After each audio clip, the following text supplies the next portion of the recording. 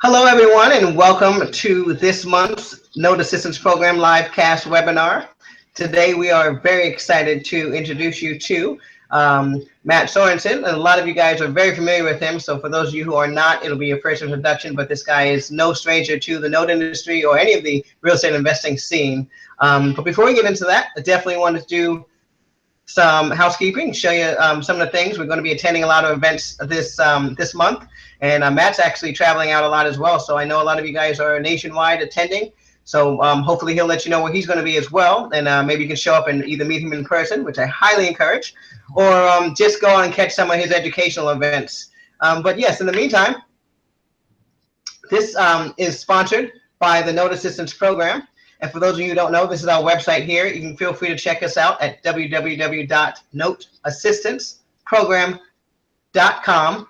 We specialize in getting people first position notes, either performing or non-position, but first position only. So we do not deal with any seconds.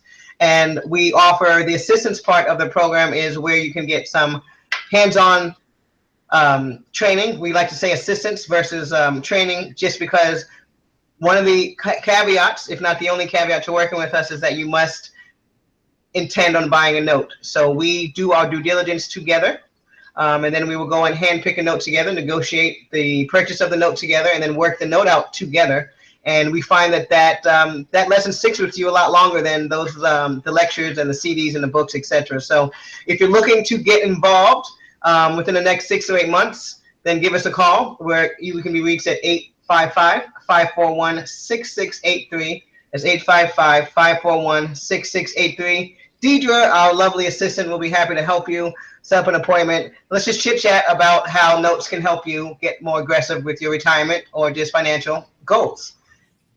One of the other things that we do here, we've launched the trade desk. This has been a huge success over the past 8 months since we started it. And so for those of you who are sick and tired of bidding wars, lottery systems, and all those other, fancy ways to create competitive situations to buy bids, this is a first come, first served basis. We give you honest pricing and honest negotiation. So we pass our cost on from our seller to you, and then we have a trade desk fee acknowledgement that we'll have you sign, and that just lays out the fees for the notes that you buy. So it's really that simple. A lot of people find that to be a very refreshing way to pick up notes. Once again, we do sell, performing and non-performing first position notes. And the trade desk is reserved specifically for seasoned note buyers. So if you have purchased notes before and you're no stranger to this game, then definitely just give us a call. We'll get you through our vetting process, the few forms we've got to fill out, and once you are approved, then you can go directly to the trade desk to buy notes. Otherwise, again, notes, we just want to make sure you're equipped to do it. So get the proper training, whether it's through the Note Assistance Program or not, and then we can get you there directly, but we'll be happy to help you either way. You can check us out there too. For those of you who are local, we do something called the Note Lunch and Learn. That's every Thursday from 12 noon to 1:15 in Newport Beach. We've just opened up a brand new office there, so you'll love it. We're on the 11th floor, so make sure you come by. It's your opportunity to get some consistent networking in this note industry. It's not many people are aware of it, so you want to find people of like mind and investment strategies. So every Thursday you can come here, meet. We share pizza, laughs, and just brainstorm on things. We also show assets there too. So if you have a problem looking at assets, please come. A lot of our investors are selling their own assets, and every now and then we will showcase assets from our trade desk. So once again, that's going to be the Note Lunch and Learn every Thursday from 12 noon to 1:15 in Newport Beach. Great location for those of you who are local. For those of you who are not local, and I know we have a lot of people throughout the country, I looked on and we've got quite a few people from the East Coast as well. I want to share with you some of the events we will be attending. We're going to be with Realty 411 for the next 60 days, and they are spread out. So we are going to start out in Melville, New York, the weekend of the 16th. So if you guys are in town, any of you listening from New York City, please join us there. It'd be a great opportunity to meet Note Assistance Program associates, and then also network with some like-minded individual that are local in your market. So that's Melville, New York. But please just go to this the website of realty411guide.com, and you can find out where they're going to be. But if you look, they're going to be in Washington, Los Angeles, Napa Valley, you name it, Las Vegas, Dallas, Texas, So yeah, it's a great opportunity for you to go out. Her events are free, by the way, so it's one of those things where if you have time to stop by it, you really can't do much harm other than investing a little bit of time. And last but not least, for those of you who are out there on Facebook, we encourage you to join us on Facebook. This is our Note Assistance Program Facebook page. We're also on Twitter and all those other exciting social media platforms. But we definitely encourage you to join us here on our Facebook page. This is what it looks like. And other than that, I have been looking forward to this particular webinar for quite some time. And I'm really excited. I work with Mat's firm personally. They've helped me out in the past with some of my companies that I've started. As you know, I'm a serial entrepreneur, and Notes is really where my final stop's going to be. And I've had such success here, but without their help, you know, I probably wouldn't have made it this far, because it's very important to make sure you have everything set up correctly. So Mat also is the author of the Self Directed IRA Handbook. So I'm really excited about that, and that's really what we're going to focus on, because I know a lot of you guys really focus on using OPM, other people's money, and a lot of people, our clients, use their own self-directed money. So this is a great guy to talk to, because a lot of the firms we work with, they are not allowed to give you advice, right? So they can talk to you about scenarios they've seen or heard, but when it comes down to the nitty-gritty, this is the guy you're going to want to call and find out, hey, can I do this transaction with my sister? Can I put this into my account? So let's get your questions ready. Write them down. You're able to put them into the chat. We do question and answers. So as soon as I see them pop up, I will, you know, nudge Mat here and interrupt him and have your question addressed. But this is a gentleman that comes to us from Salt Lake City, if I remember correctly, and now lives in Phoenix, Arizona. Is that correct? That's right. So got a little bit. So yeah, I'm very excited. Tell us a little bit about yourself. What got you into this line of work, and then definitely jump into the book. We're excited about that. All right. Well, sure. Well, thanks for having me on, Jasmine. It's a pleasure being here, and I love talking about self-directed retirement accounts and note investing. I have a lot of clients who use those types of accounts and invest in notes. So about me, I've been an attorney for 12 years now. 90% of what I do is working with people who use self-directed IRAs or 401ks to invest in real estate, notes, or private companies. I advise people on how to do it properly. We set up a lot of LLCs for those types of investments, and I'll go through some of that today. But my book, which is what I'm most known for, is called the Self-Directed IRA Handbook. It's an Amazon bestseller. It was #1 hot new release in January of 2014 in the retirement plan category on Amazon. I've sold over 15,000 copies, and it's really turned out to be the #1 used book in the industry. So I'd highly recommend that book, and you can obviously find it on Amazon, the Self-Directed IRA Handbook, site SDIRAhandbook.com. So now let me just go ahead and share my screen here. I just want to make sure you guys can see this. And as I go through here, I'm just going to do some presentation here to start and let you know a little bit about just keep in mind I am an attorney, and I'm going to follow the legal advice here and let you know that this is meant to be educational in nature, doesn't constitute an attorney-client relationship.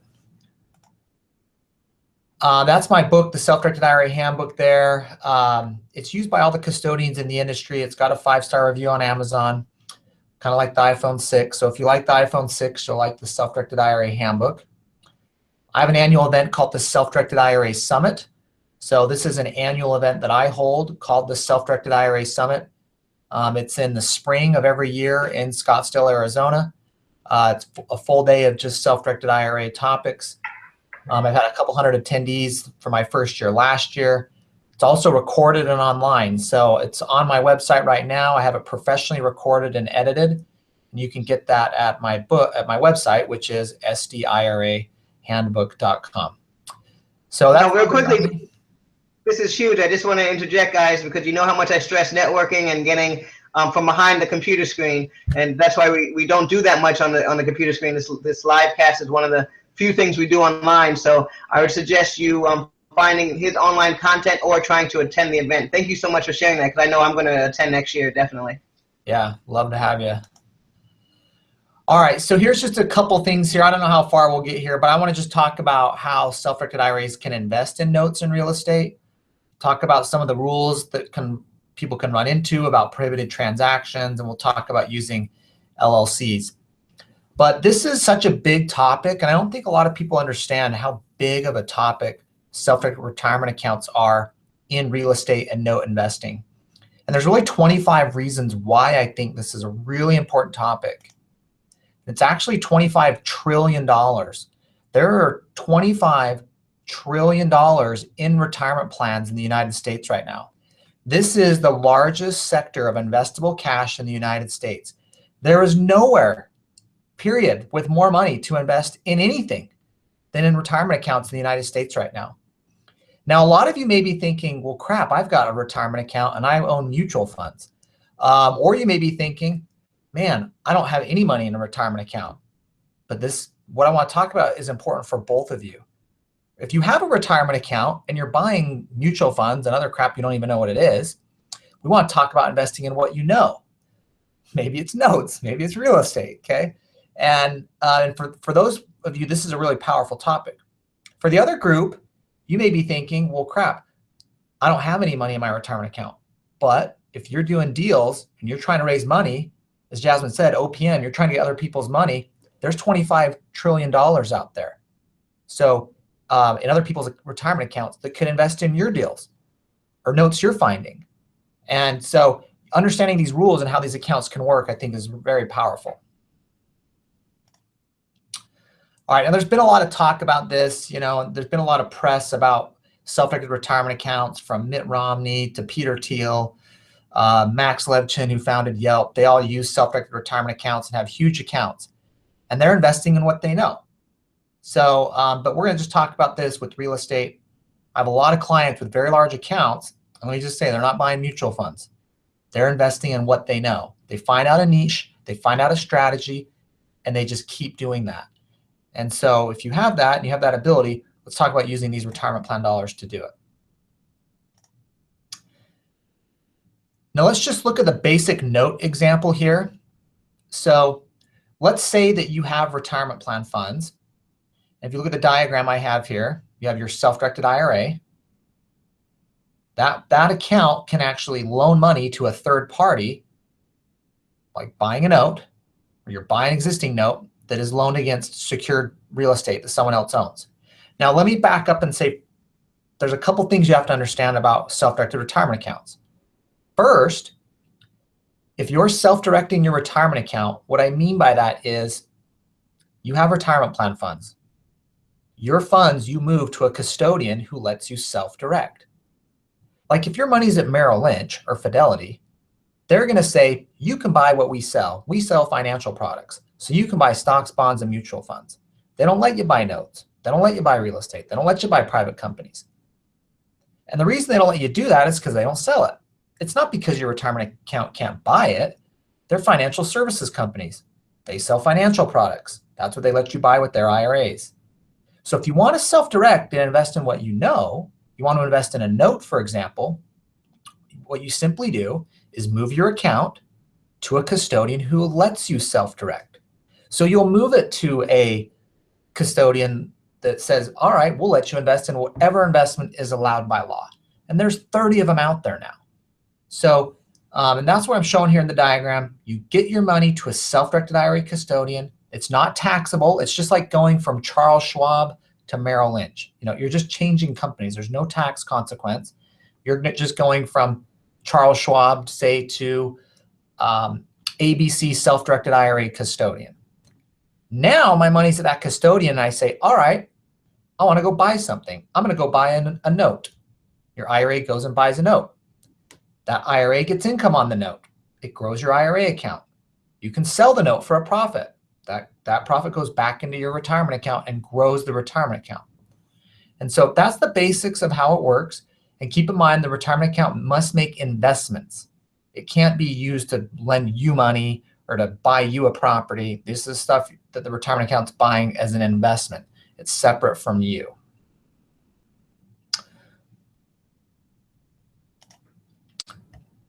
All right, I just want to take a second there. I threw up some slides. I know I just jumped already. What is a self-directed retirement account? I don't know if there's any questions popping off yet, so I'm gonna pause, Jasmine. Yes, no, and thank you very much. We did have one question, although most of the people we work with are familiar with the very basics of the self-directed IRA, but we do have someone out of, looks like Maryland, who wants to know, are there any restrictions? Can she just go into her company, her current company, and ask for the money to be rolled over to a self-directed IRA? So assuming she's currently working there. Yeah. Okay, good question. So you have rollover rules. So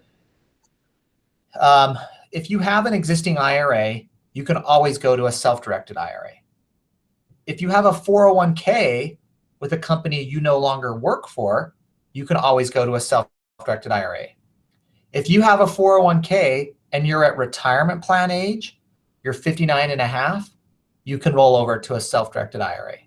However, if you are working still for the company and you're not retirement plan age and your money's in that company's plan, you're stuck. Because when you're an employee of a company, you still work there and you're not at retirement plan age, the company rules can restrict your money and say you must leave it in the company's plan and you can only invest it in what we let you buy, mutual funds. So unfortunately for that person, they get stuck. Right, and so that's where we find that you want to start thinking to yourself, are there any of my previous jobs I may have 401ks I've left and have forgotten about, right? And yeah. I believe, and you may be, correct me if I'm wrong, this is a question for myself, but if, let's say I left 3 or 4 different jobs, and I remember the job I had, in college, am I able to combine, like, say, 3 or 4 old 401k accounts and maybe roll them over into one succinct self-directed IRA, or? Absolutely, yep. Okay, wonderful. So that's one of the things that we teach you guys. If you find that you're stuck at a job, and by stuck I mean that, friendly with you removing your money, then do start to think about other jobs that you may have left, because you may have money sitting around. I get that all the time. The other thing is, if you don't, then now start having this conversation and use Matt as a credibility and a leverage tool to someone that you can talk to. You can pass out his book. You can suggest they read his book. And when the time comes, I know personally he wouldn't be here on the phone with me if he wasn't as friendly as he was, but he's definitely always open, sorry, on the live cast, excuse me. But he's open to sitting down and hosting appointments with you if you have someone that, needs to get more educated on how they can let you invest their self-directed IRA money. But definitely pay close attention to the tips that he's giving you here, for sure. All right, and one thing too, as a resource, I mean, there's my book, it's $20, but I have a free self-directed IRA toolkit on my website now. Oh, wow. Which you can just get at SDIRAhandbook.com. That's my website, SDIRAhandbook.com.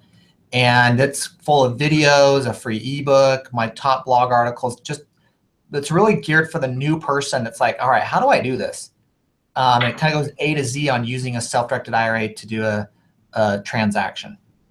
Well, I love that. I mean, and I guess I'll just ask you right now. That's something that I would love to distribute to my my clients' database. So if you don't mind permission, I definitely blast it out to everybody. Yeah, absolutely. You just have to link it on my site because I have to sign up for it on my site, and then it emails them a login. But absolutely. I'll send them the link to that then. Yeah. But that'll be very helpful to everyone, and I'll actually start promoting that because that'll be huge. The education here, guys, is really what's key. I have another question. Let me grab this one. Give me 1 second. This one's from here in San Diego. Wondering what type of restrictions they have if they use other people's money and want to combine their own money with it. So if someone has a self-directed IRA, do they have to use their self-directed money, or can they use outside funds? Okay, so this is a great question. So if it's someone totally unrelated to you, let's say it's just some other investor you find, it's pretty easy. You can combine their funds, you can joint venture with them, you can form an LLC together, you can partner and put cash in, they put cash in. We usually use an LLC to do that, and we set up lots of LLCs for that purpose. But that's one option, and it's pretty easy and flexible if you're unrelated. Tricky though is, let's say it's your dad's self-directed IRA. Your dad's rolling over money, and you're like, all right, I want to go invest in a note with my dad, and we're going to use his cash from his IRA, and I'm going to go work on it and try and maybe it's a non-performing note, for example. I'm going to go do some of the work on it, and I'm going to get a cut of the profits we make. Now it's tricky because there's a rule called the Prohibited transaction rules. And this is one of the most important rules when you talk about self-directing an IRA. And it's basically a rule that says an IRA cannot transact with a disqualified person. And transaction is pretty easy. It's, did my IRA send money to someone? Did it purchase something? Did it sell something? Did money go out of the IRA account into someone? Because that's always going to be a transaction. So the question is, was that person my IRA transacted with a disqualified person? And basically what that a disqualified person is this is a group of people the IRS says, we don't trust your retirement account to transact with these people because we think you'll manipulate transactions to avoid taxes. So they created a list and they said, your IRA can't transact with these people. The first person on the list is yourself. The IRS doesn't want you to basically buy something from yourself with your IRA. That would be a prohibited transaction. They don't want your IRA to buy something from your spouse or sell something to your spouse or your kids or your parents. So this list here, IRA owner, spouse, kids, parents, also companies that these people own 50% or more of, that's who's disqualified. Let me just give you an example. Let's say that I have my IRA and I want to go buy a note. And let's say that the current lender on the note is my friend who's also a note investor. We're not related in any way. Great, that's easy. Your IRA can go and buy that note. That's your IRA engaging in a transaction, but it's not a disqualified person. Pretty easy. But instead, let's say that your IRA wants to engage in a transaction and you want to buy a note from your dad. Your dad's the lender on the note. Well, now your IRA is buying it from your dad. Your dad's a disqualified person. That would be a prohibited transaction. So we really need to make sure who's on the other end of the deal with the IRA, or who's the IRA exchanging money between, and that's what can cause a prohibited transaction. So on the question earlier about, transacting with other people, sure, the IRA can go into deals with other people, partner in an LLC, and that's okay. We just want to be careful about who else is in there. And is it yourself and your IRA, or is it disqualified people? You want to just be careful about that. And that's what we advise a lot of people about that's what we advise people about on a daily basis. Great, great. And that was a very thorough answer. I've got another question here, and then we'll let you pick back up, and then we'll pick up the other questions. This one's a little off. It's not pertaining to prohibited transactions, but this person's out of Wisconsin wondering about non-recourse loans. He said they hear a lot about non-recourse loans and self-directed IRAs. What exactly does that mean? Okay, good question. So non-recourse loan would relate to when your IRA is buying property. So let's say I have a self-directed IRA and I want to buy a rental property with the self-directed IRA. But let's say I don't have enough money in the account to buy the property outright. So I have just enough to make a good down payment. Well, you can get a loan to fund the balance of the purchase price, but the rule is that loan must be non-recourse. Now, the reason that they have that rule is because they call it a prohibited transaction, the IRS, if you personally guarantee the loan or if the IRA guarantees the loan. So there's a rule about that that says if the IRA gets a loan, it has to be non-recourse, meaning in the event of default for $100,000, $40,000 came from the IRA, $60,000 came from a non-recourse loan. If I default on that property, the only recourse the bank will have is to foreclose and take the property back. They can't go after me personally. They can't go after the IRA. And so that's a non-recourse loan. It comes back to those prohibited transaction rules, but it's used when people are leveraging the purchasing power of their retirement account with a loan. All right, let me jump over if you want, and I'll talk about using an LLC with an IRA.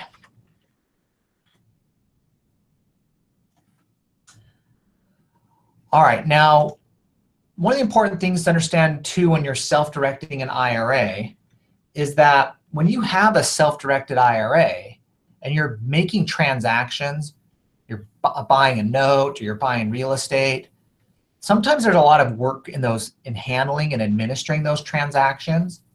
And because of that, if you have an IRA, for example, in this diagram here, and that IRA owns the property directly, or it owns the note directly, it's going to be on title to the property, or it'll be the lender on the note. And it'll get the rent payment on a property, or it'll get the loan payments on a note. Now, if you have something that needs to happen on the property, or you got a bill to pay on the property, or you got a note in default you got to go collect on or send notices on or do a foreclosure, well, you have to go through the IRA custodian to do all that. You can't do it. It's not you, it's your IRA. So you've got to instruct your IRA custodian to do everything. And that's kind of a hassle, frankly, in certain items. Because of that, a lot of people will use an LLC. That allows them to have checkbook control. They will use the LLC. The IRA owns the LLC 100%. The LLC then owns the property, or it would own the note. Now, here, the IRA's investment is an LLC. It owns this LLC 100%. The IRA owner becomes manager of the LLC. Now, there's certain restrictions on what they can and can't. So if this is your IRA and it owns an LLC 100% and you're the manager, you can't receive compensation and you have to restrict your activities to administrative and investment oversight. But then the LLC can go out and fund a note or buy a property. The income goes to the LLC. The LLC pays expenses. The LLC can write nasty letters. The LLC can enter into leases with with tenants. And so everything can build up in the LLC. Then the LLC returns profits back to the IRA. So that's the basics of the LLC. It just gives someone more control if they're doing a lot of transactions in handling their self-directed IRA investments. Example here, the IRA owns the LLC 100%. It's considered a disregarded entity for tax purposes, so there's no tax return required for the LLC. And what you'll have is the cost to set up the LLC. Our office charges $800 plus state filing fees to set up an IRA LLC. And then, you have to have your self-directed IRA as well. But now you're transacting again out of the LLC. Now, there's a lot of variations of this. You can have multiple IRAs owning the LLC. Sometimes we have people partner up different retirement accounts, or it's a husband's account and a wife account, or it's somebody's traditional and someone's Roth. We can partner those up into one LLC that then buys certain assets as well.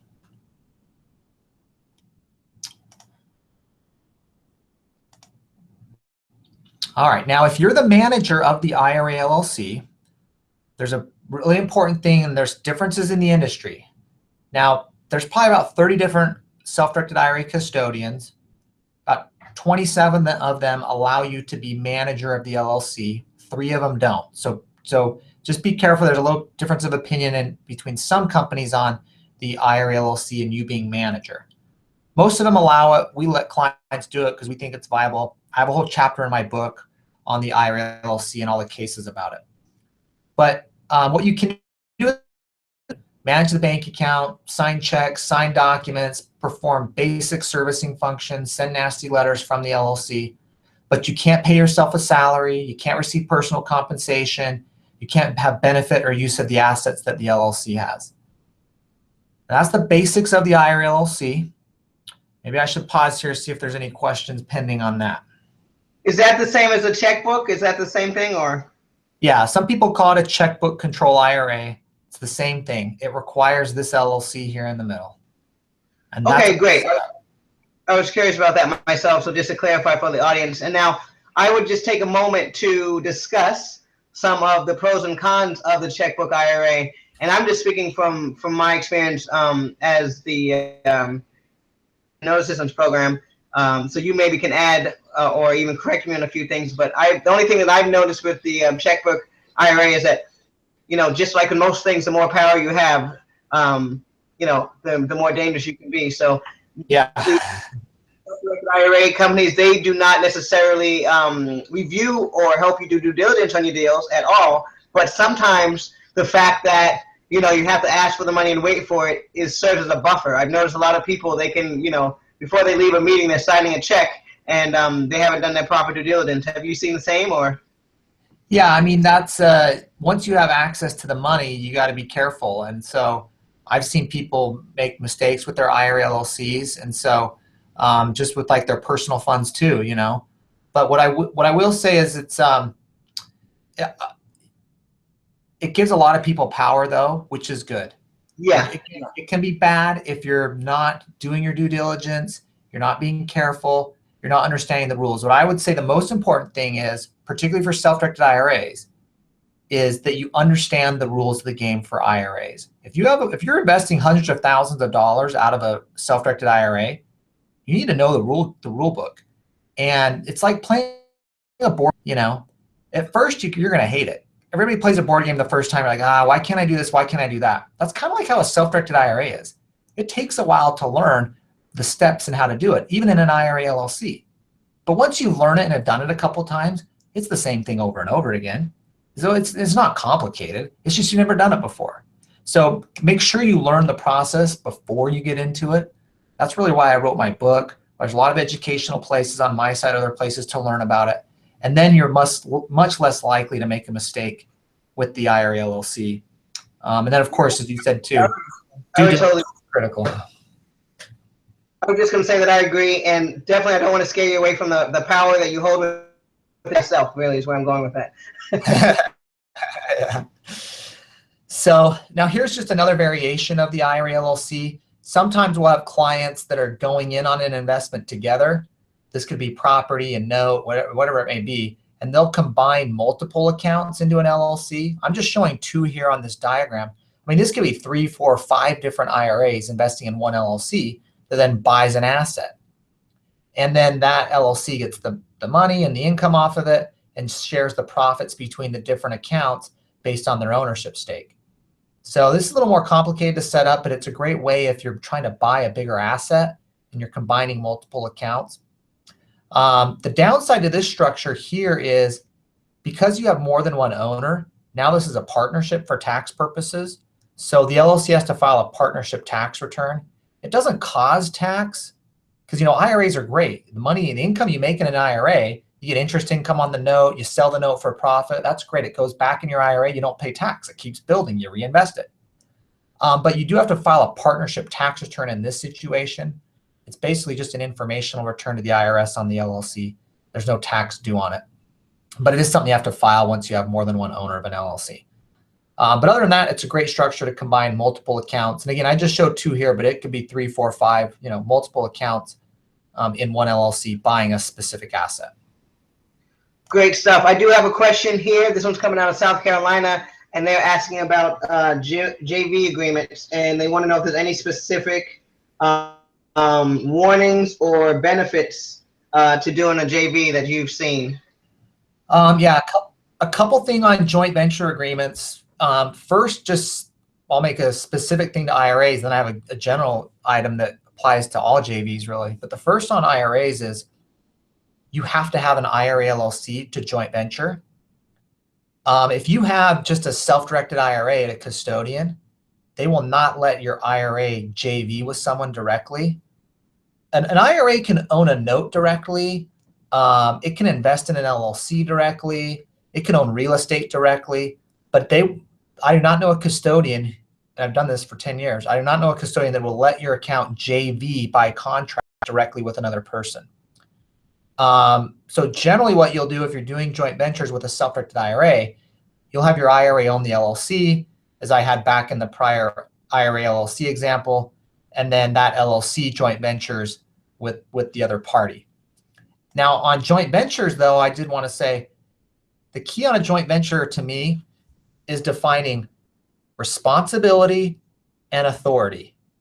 I think everyone's really good about like who's putting in what money, what are the profits, how are we sharing this money when we make money, they like to throw those things in. But some people tend to just forget who's got the responsibility to do things, like whose job is it to work the note between us in this deal. And also, who has the authority to make decisions? Those are 2 different things. And you put it in writing, right? You have to address that in writing, right? Absolutely. And so those are just 2 clauses you put in the agreement. Easy enough. Yeah, no, I just wanted to make sure they know that is also written out there. But huge points, and I stand by what he said as well. That's the stuff that you don't really address in the beginning that comes to haunt you in the end. Yeah, I know. And any deal that has a little bit of disagreement, now you got problems. So Yeah, a good joint venture agreement on the front end really helped. Agreed. Thank you very much. So I have someone asking about the difference between custodian versus, I think they say a trustee, that they've heard that some of the self-directed firms claim to be in a better position or be able to secure us better because they are custodians versus other ones. Can you talk about that a little bit? Oh, so like a custodian versus a TPA, a third-party administrator? Yeah, exactly. Yeah. I guess they didn't know. Yes. Yeah. So there's a little difference in the industry of the companies you work with. So an IRA must have a company that qualifies as a custodian serve as trustee of the IRA. So in the industry, there's two different categories of someone you may do business with. One is a company that's a custodian directly. And to be a custodian of an IRA, you must be a bank, a credit union, or a trust company. And so a lot of the self-directed IRA custodians are trust companies, and you'll see it in their name. So if you see trust company in their name, they're a direct custodian. Yeah, there are other companies in the industry, though, that are what are called third-party administrators. They're kind of the middleman. They're going to deal with you as the customer, but they're not the actual custodian. There's someone behind the door who's the actual custodian of the IRA, who has authority for the account, but you work through the third-party administrator who's really the middleman. And so it's a different in style of business. Most of the bigger companies are custodians. Some of the smaller ones are third-party administrators. Some people say use a custodian. I hear that advice. I have clients who use both. Frankly, some of the third-party administrators have better service. But so you can use either one. The custodian is the direct contact and the person responsible on your account, though. So it sounds like there's not necessarily too big of a difference from us, as long as things are going well. And, but what happens if something hits the fan, or if the one has to go under or shut its door? Is there anything there that we should be concerned about? Yeah, I mean, that's a good question. With a custodian, they're directly regulated. So they have banking examiners that come into their offices, and they have audits and everything. So those ones are really regulated and are less likely to have a problem. The third-party administrator, though, they're not regulated. They have to comply with what their custodian that they are affiliated with has to do. But because they're in the middle, they could mess something up and go under, and that could affect your account. So if you are using a third-party administrator, just make sure you understand who they are, who the custodian is behind the scenes. Again, I'm not saying don't use a third-party administrator, but that is a difference. Right. Again, yeah, I agree. It's not necessarily don't use them, but I think just like with everything, especially with notes, you have to take this lesson, which is do your due diligence on who you're getting in business with. At the end of the day, make sure they're not a fly-by-night firm. Maybe check for referrals, find out if they've been around. Anyone who's used them before. That's tend to help me from making those mistakes. Thank you. All right. The one other thing I just want to talk about here and just show, and then I'll go to any other questions that might be there. Yeah, definitely. And real quickly, I'm sorry, I usually give a break. So if you don't mind, can you let everyone know, our audience, how to reach you? Maybe give them your email and phone number, and then you do it again at the end. Yes, absolutely. Here is my my website here, SDIRAhandbook.com. That's where you can get the free self-directed investor toolkit. You got my number there, my email on this last slide here. If you go to my website, SDIRAhandbook.com, there's all the ways to reach me. I do have some combo packages here to set up an LLC and get some of my education and my book if someone's in need of that. If you just reference this presentation, I can give you that deal. Oh, lovely. Awesome. Yeah. Thank you. Special deal just for your people. All right. The one other thing I just wanted to show, though, is there is something called a solo 401k, a self-directed solo 401k. I've kind of talked about IRAs mostly. I've heard about these. I'm excited. Okay, yeah. So this is pretty cool. I mean, I actually self-direct a 401k myself because I'm younger, working, still contributing. Basically, a self-directed IRA is great for someone who has a bunch of money they want to roll over and just start investing. They're not really looking to contribute anymore. Because remember, an IRA, you can only put $5,500 in as a contribution every year into the IRA. So most people who self-direct an IRA are rolling over from a prior employer account that had a bunch of money. Now, a solo 401k is a great option, though, for someone who's still contributing and wants to put a lot more money in each year and is self-employed. In the solo 401k, the way it works is you're going to set up a 401k plan for your own company. So the company we have here, let's say this is XYZ Inc. And let's say it's an S corporation. It's owned by, there's just one owner of the business. It's someone just self-employed. Well, what we're going to do is set up what's called a solo 401k. It's just one person. They'll put in employee, and the company does matching as the employer. And why not do the most generous match that the law allows? It's just you. You can also roll over other retirement account funds into the solo K. Then that solo K can invest in notes or real estate. The cool thing about a solo 401k is you can invest up to $53,000, you can contribute up to $53,000 a year into the solo 401k. So for someone who's self-employed and is looking to contribute and build up a retirement account, the solo 401k gets you a lot more money that you can get in. Then you can use it and self-direct it. And so that's how the solo 401k works in basics. We have a 1-hour webinar on my website that goes into detail on the solo 401k. The other difference on the solo 401k than an IRA is you can self-trustee it. See, in an IRA, you have to have a custodian, what we talked about earlier. You have to have a third-party custodian that gets your money and that you tell to invest. But in a solo 401k, you can be the trustee of the 401k. You'll have a bank account for the 401k, and you direct the investments. So if you want the 401k to buy a note, the 401k buys a note. You'll have a bank checking account. You sign the check to buy the note, put income into the 401k account, and then it grows in the 401k. So that's the solo 401k. Just a little taste of it here. Again, it's great for people who are self-employed with no other employees that want to maximize contributions, or frankly, to also have other rollover money they want to get into it. But that's how the solo 401k works.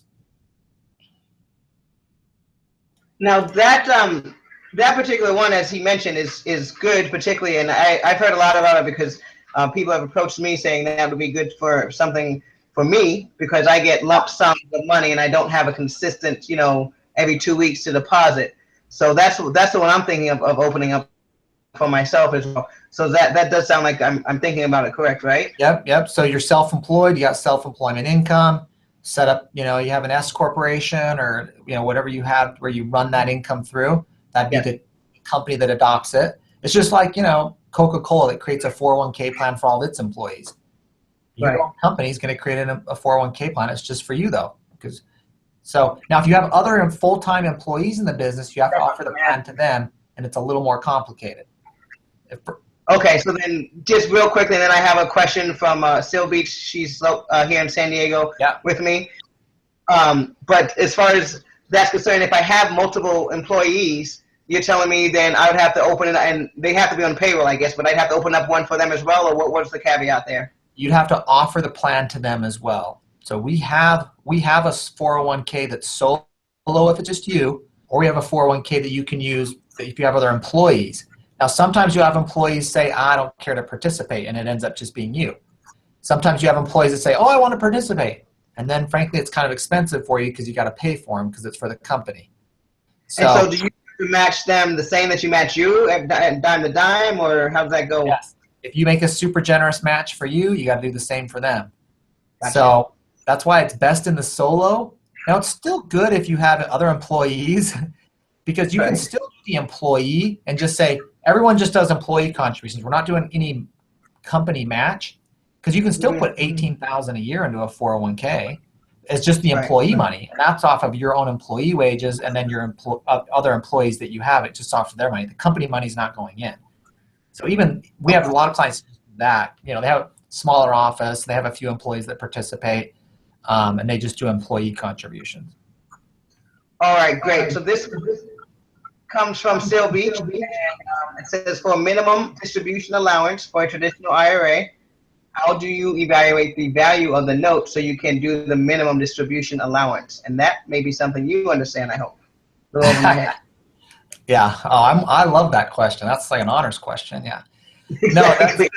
No, So RMD is required minimum distribution. So once you reach age 70 and a half, the IRS says you've got to start taking money out of a traditional IRA or a traditional retirement account. And they make you take out a certain amount each year. Now, to determine how much you need to take, you have to know the value of the assets, which is the question that's being asked here. Now, the value of a note, the way you value a note is principal owed. This is the IRS rule. Principal owed plus accrued and unpaid interest. That's simple. That's the value of a note. So if you have a note pending in your IRA, just take the principal value, add any accrued and unpaid interest. That's the value of the note that they'll use for RMD. Excellent. Good stuff. And if it went a little too fast for you, you can always rewind this. This is going to be archived for those of you that are watching or may want to share this with a friend. Lots and lots of information. As you can tell, this guy's an expert and he knows what he's doing. So I like to surround myself by not only the people who know what they're doing, but have the integrity. So that's really what we're doing here. I want to share with you my contacts. For those of you who follow me around, you know that I do not hold my contacts close to my cuff. I try to share them because that's the only way you're going to get the fair opportunity is to find yourself working with people like Matt and try to hopefully avoid, taking the longer path, if you will. So give this guy a call. Matt, give us your email one more time and your phone number. I'd love to make sure that they can reach out to you. Yeah, you bet. Thanks for having me on. The email is Matt, M-A-T, at KKOSlawyers.com, right here on the bottom. And then the phone number is 602-761-9798. And remember, SDIRA handbook.com. That's my website. You can get the book, my free investor toolkits there. Also, all my contact info is there as well. Great stuff. And we look forward to seeing you guys out there. And if you guys need any personal referrals for this gentleman, if you don't have the information, always you can reach out to me for this contact as well as the others. Once again, you can go to our YouTube channel. Please subscribe. It's the N.AP. So the NAP for the Note Assistance Program. And you'll find some good testimonials on there. You'll find some good due diligence tips on there. And also you'll find this as well. We look forward to having you again next month. Thank you again, Mr. Sorensen, for having us. And we look forward to doing business together soon. All right. Good to see you. Thanks, Jasmine. Take care, man. Bye-bye.